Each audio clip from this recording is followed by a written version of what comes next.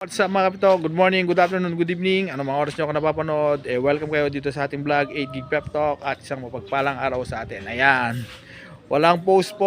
Ayan, nakita lang ni Sir, wala pang vlog.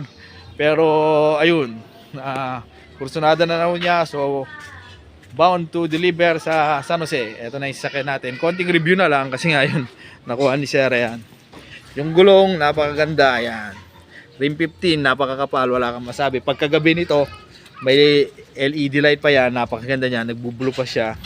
Pakikita ko rin kung makikita nyo. Tapos ayan, makinis, all goods yan. Yan yung mga upuan, may mga konting light, ayan, pero okay na okay. Automatic transmission siya, napakaganda. Tapos may ayan, 2-din speaker na may kasamang ayun, reverse cam, may reverse cam yan, makikita nyo. Yung aircon malamig, yung makina all goods. Ayan, ito yung reverse cam nya. Yan, reverse cam. So ayun, makinis naman.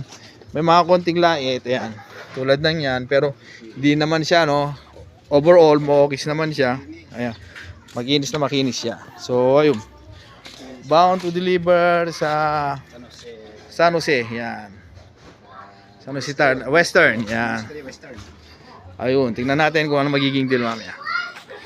Bye bye. Tingnan natin kung kakayanin ni Nissan na umakyat. Ayan, kitang-kita nyo ang tarik niyan.